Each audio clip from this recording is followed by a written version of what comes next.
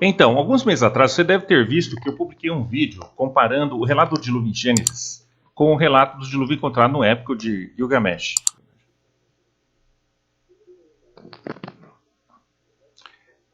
Tradições orais. Mas quando eu estava repassando o épico de Gilgamesh, observei que, no final, Gilgamesh obteve uma planta que rejuvenescia o corpo, até que ele tomasse banho e uma serpente roubasse. Vários comentaristas comentaram que eu ignorei isso, como é paralelo a Gênesis 3, em relação a Adão e Eva, perdendo o acesso à árvore da vida devido a uma serpente que os enganou. Bem, a razão pela qual eu ignorei é porque estudiosos como Trivia Mettinger e Jeffrey Tagg já investigaram isso e notam que há pouco ou nenhuma evidência do relato de Adão e Eva foram criados tomando emprestado temas ou histórias de contos da Mesopotâmia. Então vamos ver alguns candidatos, incluindo o épico de Gilgamesh.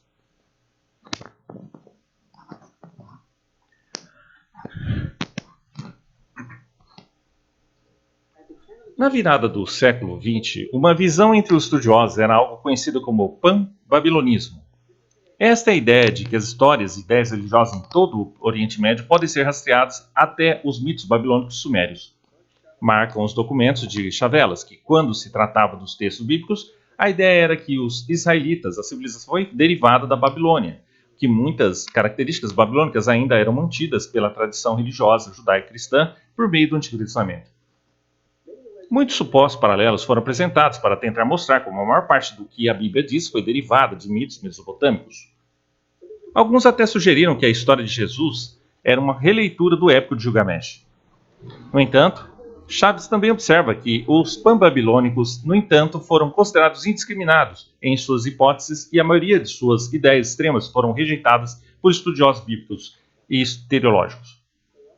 Filólogos começaram a mostrar que os paralelos linguísticos eram superficiais.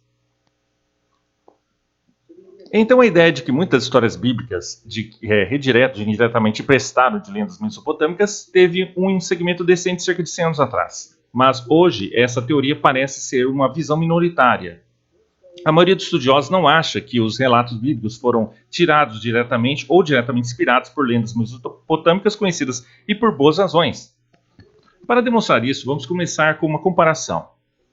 Na mitologia maia, um dos heróis gêmeos divinos se transforma em um beija-flor para cortejar a filha de uma divindade da montanha.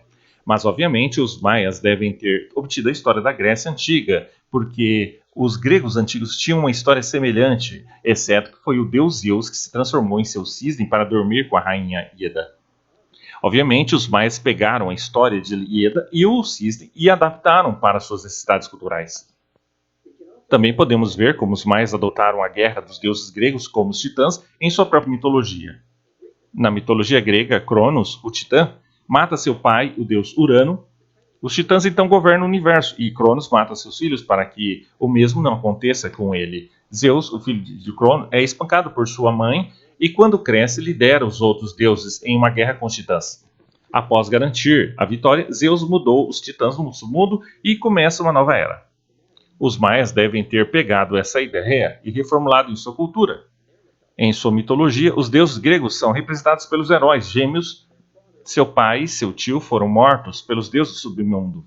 Semelhantemente, como os titãs foram eventualmente correntados ao submundo, os gêmeos foram levados, escondidos por sua mãe, e quando cresceram, eles viajaram para o submundo e derrotaram as divindades de lá. E o que seguiu foi uma nova era, começou. Agora, obviamente, não estou falando sério com essa comparação. Não pense que a mitologia grega foi emprestada e trabalhada pelos maias. Meu ponto é que é fácil ignorar e descartar as diferenças entre essas duas culturas e focar apenas em semelhanças, em seguida traçar conexões irracionais. Você pode fazer qualquer coisa funcionar selecionando correlações, em seguida assumindo que deve haver um vínculo causal. Mas correlação não é causalidade. Por exemplo, Douglas Bush fez satiricamente um livro de orgulho e preconceito, estava cheio de referências ocultas a numerosos deuses gregos. Seu ponto é que você pode ler paralelos em qualquer coisa, se é isso que você está procurando.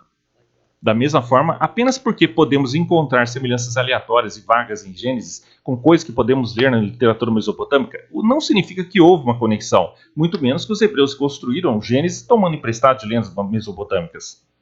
A mera existência de uma vaga semelhança não significa que um copiou do outro.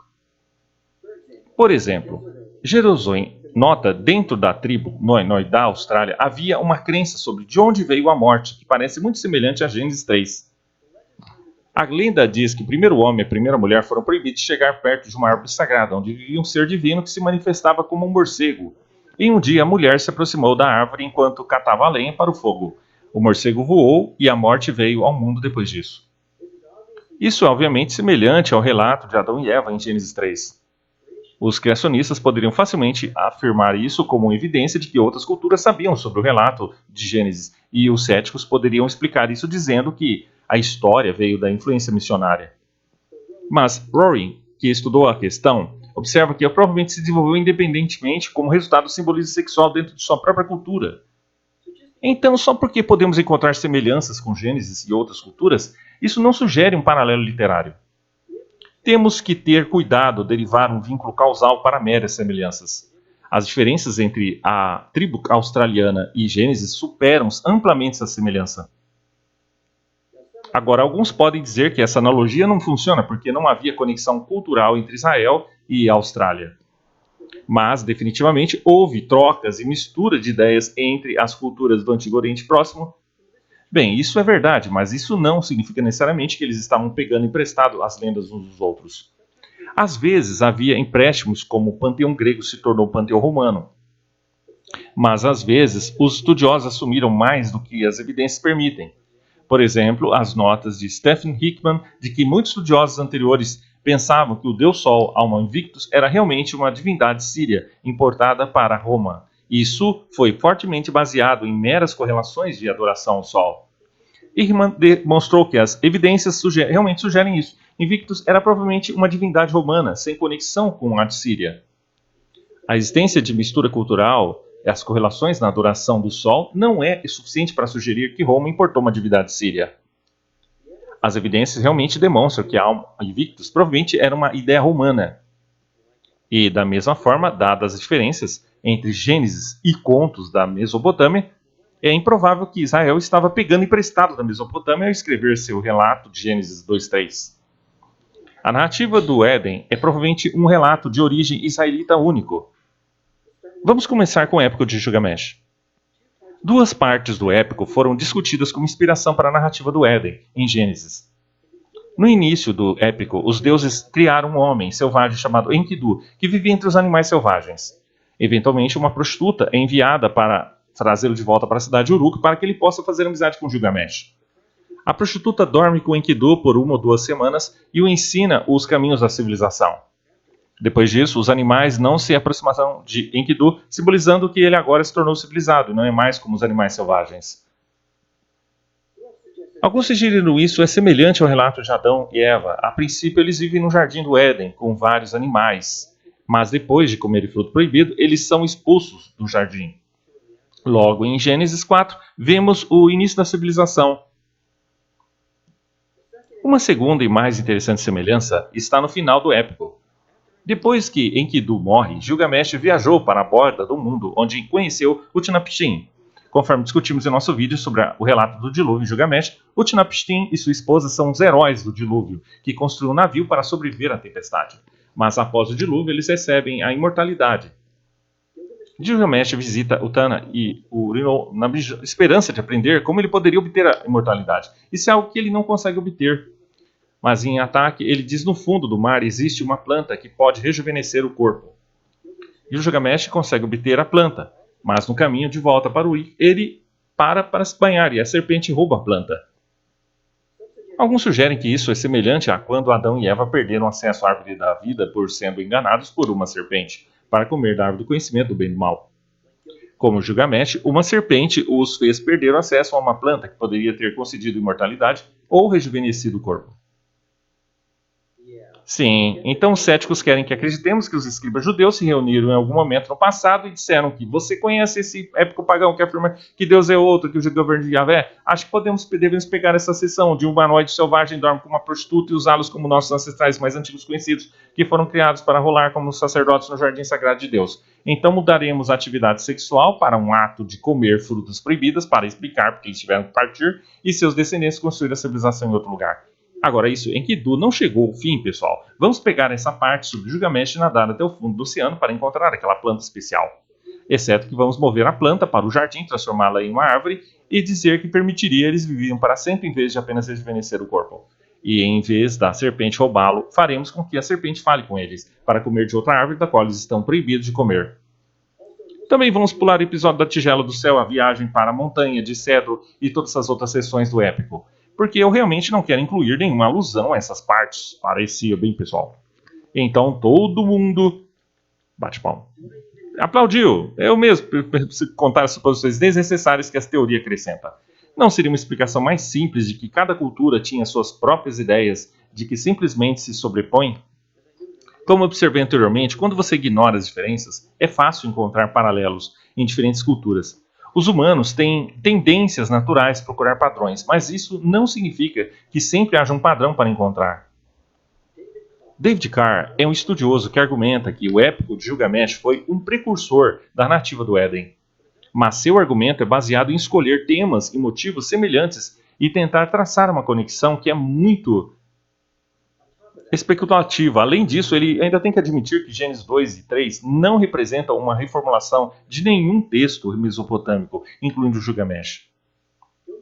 O tema principal de Gilgamesh é a busca do homem pela imortalidade, que não é o tema de Gênesis 2:3, onde não há tema de humanos procurando uma maneira de obter a imortalidade.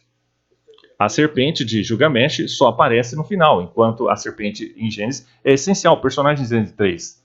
Além disso, as plantas são diferentes, suas propriedades e localização são diferentes, e não há ênfase em adquirir sabedoria em Gilgamesh.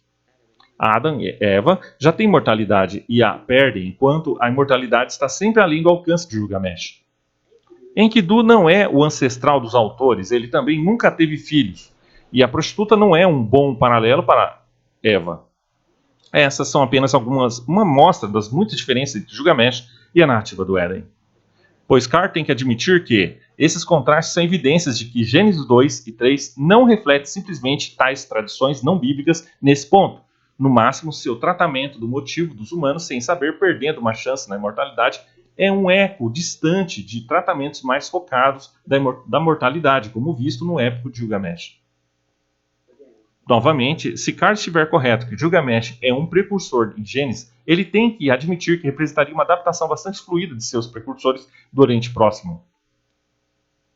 Mas, dada a vasta quantidade de diferenças, é mais provável que Gilgamesh e Gênesis apenas compartilhem temas e motivos semelhantes, porque eles compartilham o mesmo pano de fundo cultural mais amplo, não porque um é uma adaptação fluida do outro.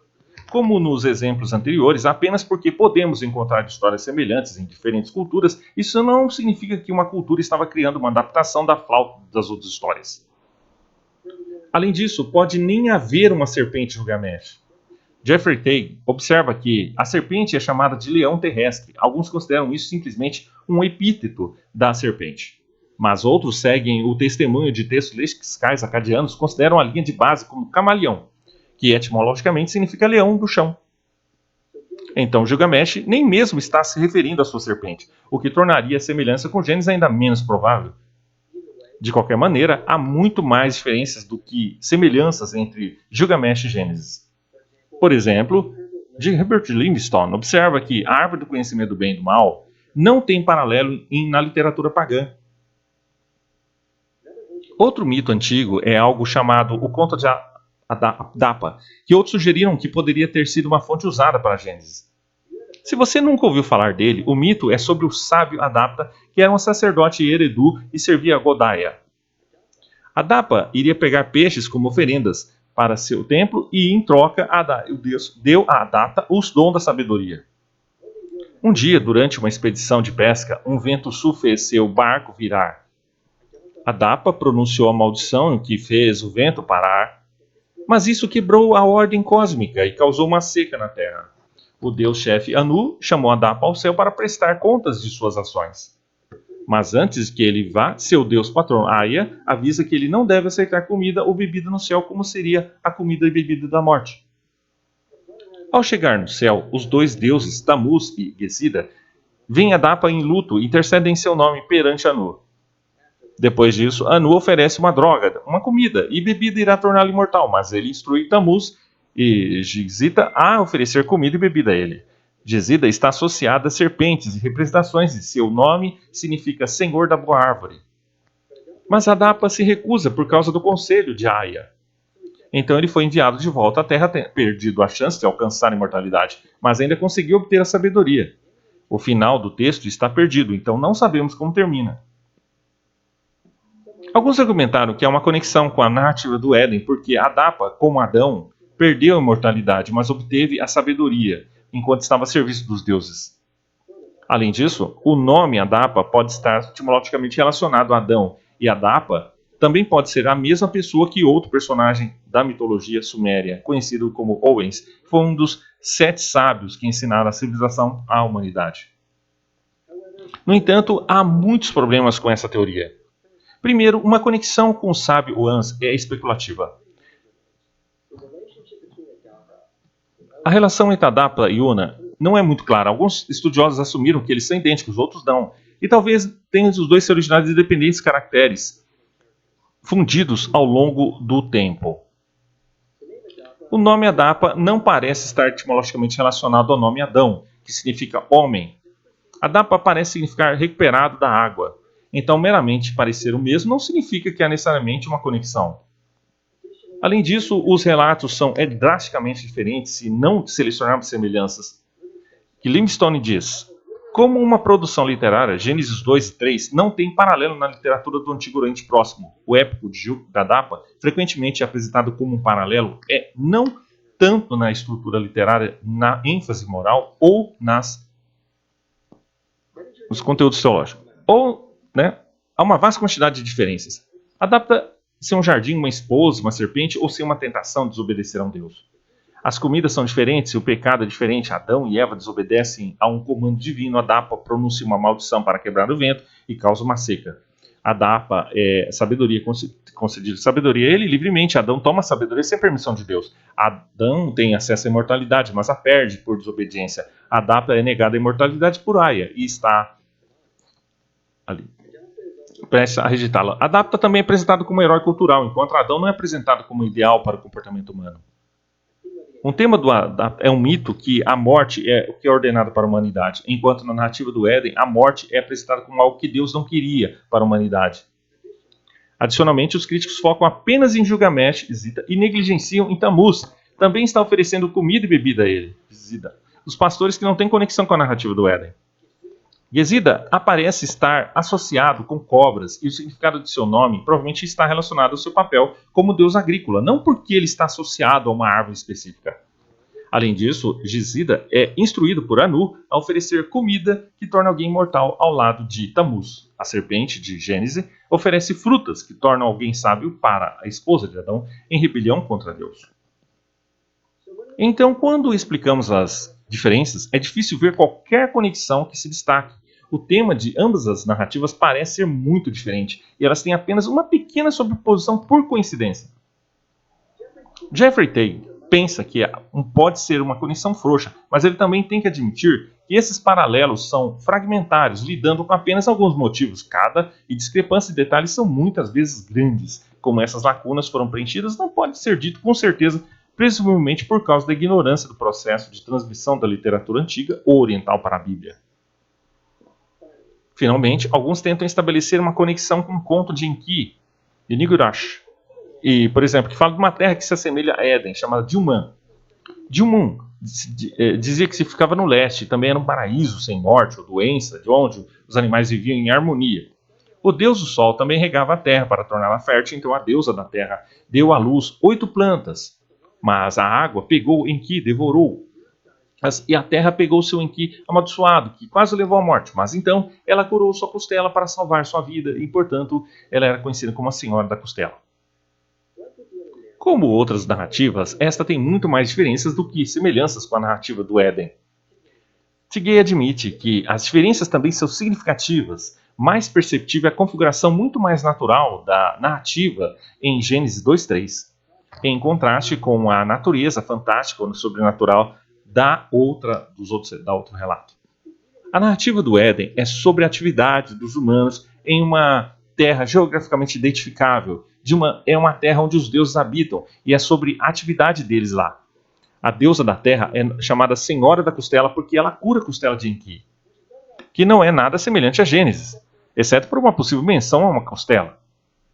Mas Harrison também observa que a frase pode não significar Senhora da Costela, mas sim significar Senhora que dá vida. Também a palavra hebraica para costela nem está em Gênesis. A palavra hebraica, na verdade, significa lado e se refere a todo lado de algo, não apenas um osso de costela. Então qualquer conexão possível que essa cauda teria com Gênesis é muito frágil. Isso é porque Richard Hess pode dizer, no estudo do material de Gênesis 1 a 3, tantas comparações fáceis foram feitas com antigos mitos do Oriente Próximo e tantas conclusões ao longo do alcance postuladas. Agora, não estou negando que Israel compartilhou muitos temas culturais e crenças com seus vizinhos. Por exemplo, figuras de serpentes divinas estão presentes na Mesopotâmia, Canaã e Egito. Definitivamente havia ideias compartilhadas e crenças generalizadas entre culturas. Mas isso não significa que elas eram sempre copiando ou reagindo às lendas e histórias uns dos outros. Assim como as notas de Stephen Hickman de que só porque sírios e romanos tinham uma divindade filho, isso não significa que um estava copiando o outro. Eles fazem parte de uma cultura mais ampla, de que compartilha temas e motivos gerais. Não estamos negando que é possível que os escribas judeus tenham decidido escolher seções aleatórias de mitos pagãos como base para a sua própria história. O argumento é que tal teoria acrescenta muitas suposições desnecessárias. Parece muito mais provável que as narrativas da Mesopotâmia e de Israel vieram sobre independentemente e compartilham algumas semelhanças porque fazem parte de uma cultura mais ampla que compartilha ideias gerais. Tanto quanto temos disponível, há pouco ou nenhuma evidência para aceitar uma narrativa emprestada de quaisquer mitos pagãos conhecidos, épicos ou relatos.